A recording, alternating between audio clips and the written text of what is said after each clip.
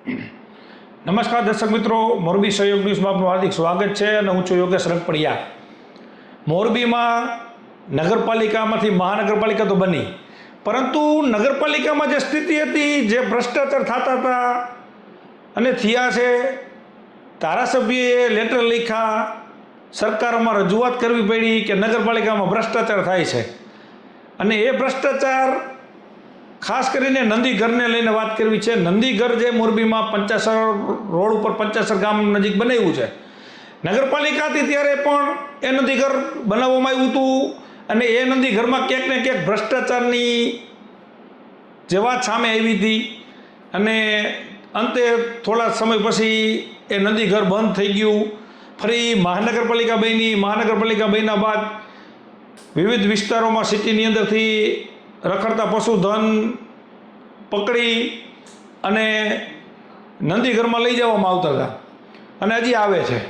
પરંતુ અત્યારે જે હું વાત કરવા જઈ રહ્યો છું એમાં એવી વાત આખી છે કે જે નંદીઘરમાં અહીંથી મોરબીમાંથી સિટીમાંથી પશુઓ ત્યાં લઈ જવામાં આવે છે, ત્યાં તેને પૂરતું ખોરાક, પૂરતું પાણી ક્યાંક ને ક્યાંક મળતું નથી, એવી વાત અત્યારે અમને સૂત્રો દ્વારા મળી છે.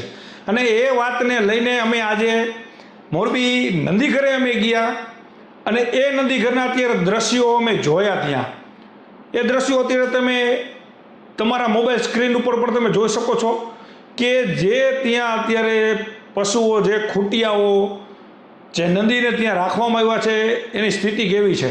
સૌથી ચોંકાવનારી વાત એ સામે એવી છે કે 9 જેટલા આજે અહીંયા પશુઓ, ખૂટિયાઓ મરેલી મૃત હાલતમાં છે. તો એક જ આજે અમે અચાનક મુલાકાત લીધી અને 9 જેટલા અમે ખૂટિયાઓ ત્યાં મૃત જોયા. આ સ્ક્રીનની અંદર તમે જોઈ શકો છો કે કઈ રીતે ત્યાં આ ખૂટિયાઓ ત્યાં મૃત હાલતમાં પડ્યા છે.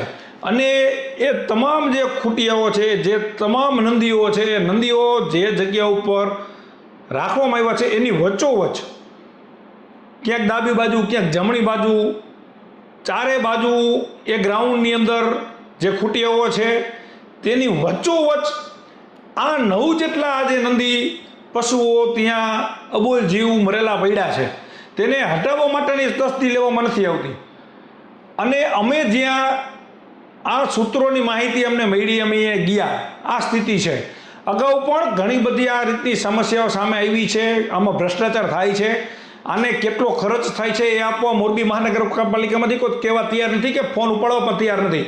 આજે ડેપ્યુટી કમિશનરથી લઈ અને આ જે એજન્સીને કામ આપવામાં આવ્યું છે એના આકાઓને, એના મળતિયાઓને મેં ફોન કર્યા, ફોન ઉપાડવા મળતિયાઓ તૈયાર નથી, કોઈ યોગ્ય વાત કરવા તૈયાર નથી. આ રીતે પશુઓ મરતા રહેશે તો આનો ભોગ ક્યાંક ને ક્યાંક આવનારા દિવસોમાં જ તમે પણ બનવાના છો. તમે આ પૈસા લઈ જઈ, મોરબીના લોકોના પૈસા લઈ જઈ, સરકારમાંથી આવેલા પૈસા લઈ જઈ આને યોગ્ય રીતે રાખતા નથી.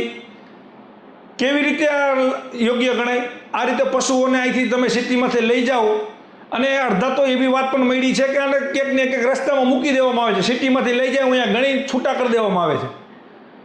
પરંતુ અત્યારે તમે જે સ્ક્રીન ઉપર જુઓ છો, ખૂટિયાઓ મૃત હાલતમાં ત્યાં પડ્યા છે. તેને યોગ્ય રીતે ખાડા કરી અને એને દાટવામાં જે વિધિ કરવી હોય, જે કરવાની હોય એ થતી નથી. ત્યાં અત્યારે પડ્યા છે. એકદમ દુર્ગંધ આવે છે.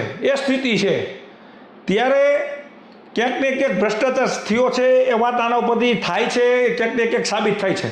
બીજી તરફ જે આ બાઉન્ડ્રી વોલ તમે જોવો છો, બાઉન્ડ્રી વોલની અંદર અડધો લાખો રૂપિયાના ખર્ચે એજન્સીને કામ આપવામાં આવ્યું હતું. અને અત્યારે આ જે પિલરો તમે જુઓ છો કે જે આખી કાંટાની તાર કરી છે એ તાર તૂટેલી હાલતમાં છે. જે બીમ ઊભા કરવામાં આવ્યા હતા, જે થાંભલા ખોડવામાં આવ્યા હતા ને, એ પડી ગયા છે. તો હજી મહિના 2 મહિનામાં ઊભા કરેલા બીમ 15 દીમાં, મહિના દીમાં પડી જાય છે. કેટલું આમાં સિમેન્ટ નાખવામાં જ નહીં, હું તો એમ કહું છું. આ રીતની કામગીરી ન ચાલે. જેટલા પૈસા આપવામાં આવે છે એ મુજબ કામ કરવામાં આવે. જેને ટેન્ડર મળ્યું એને થોડીક માનવતા આમાં ક્યાંક ને ક્યાંક દાખવવી જોઈએ. મોરબી નગરપાલિકામાં આ સ્થિતિ થતી હતી. આ જ નંદીઘરમાં કાંતિભાઈ કાકડિયા લખતા હતા, ટીવી ચેનલોમાં બોલતા હતા, ભ્રષ્ટાચાર થયો છે, અમે રજૂઆત કરી. આજ દી લગીને જવાબ કોઈ આપ્યો નથી કે કેટલો ભ્રષ્ટાચાર થયો હતો ને ભ્રષ્ટાચાર કરવાવાળા કોણ હતા. 52 ત્યારે પણ ભારતીય જનતા પાર્ટીના નગરસેવકો ચૂંટાયેલા હતા ત્યારે પણ એ ભ્રષ્ટાચાર બેફામ ત્યાં થયો જ તો. અને આજે ફરી એક વખત આજે અહીંયા કણે અત્યારે 9 પશુઓ મૃત પડ્યા છે અને અગાઉ આવા તો કેટલાય મૃત્યુ પામ્યા છે. કોઈ આંકડા આપવા તૈયાર નથી. કેમ આપો ને? તમે સાચા છો, તમે સારી રીતે અહીંથી પશુધન લઈ જાઓ છો, કેટલા લઈ જાઓ છો, ત્યાં કેવી રીતે કેટલું તમે એને ખાણ નાખો છો, પાણી આપો છો કે નહીં, આંકડા આપો ને. ફોન નથી ઉપાડતા એક પણ અધિકારીઓ. શું કામ? આ ક્યાંક ને ક્યાંક મોરબીના ફરી આ 52 અત્યારે ચૂંટાયેલા કોર્પોરેટરોએ હજી ચાર્જ સંભાળ્યો નથી, પરંતુ આ બાબતે મારી મીડિયા તરીકે જે ફરજ છે એ અમે નિભાવીએ છીએ. આ અહીંયા અત્યારે આજની તારીખમાં અત્યારે 4 વાગ્યા છે. 4 વાગ્યા સુધીમાં 9 અત્યારે અહીંયા આગળ મૃત ઢોર પડ્યા છે, પશુ પડ્યા છે. આ રીતે ક્યાંક ને ક્યાંક ભ્રષ્ટાચારનું ઘર મોરબી નગરપાલિકા હતી એ મોરબી મહાનગરપાલિકા પણ થતી જાય છે. અગાઉ થોડા દિવસ પહેલાં 4-5 દિવસ પહેલાં અંગૂઠા હાજરીમાં ખોટા આપતા હતા ને એની એ ડિવિઝનમાં ફરિયાદો થઈ, એમાં પણ હજુ કશું સામે આવ્યું નથી.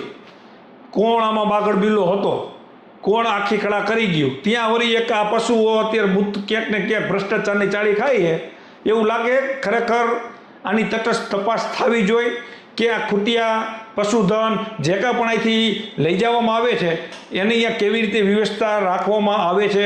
ઉનાળો છે, ધોમધકતો તાપ છે અને પાણી પૂરતું મળે છે, પાણી વગર તરફડીને મરી જતા હોય છે. આવી સ્થિતિ સતત સામે આવે છે.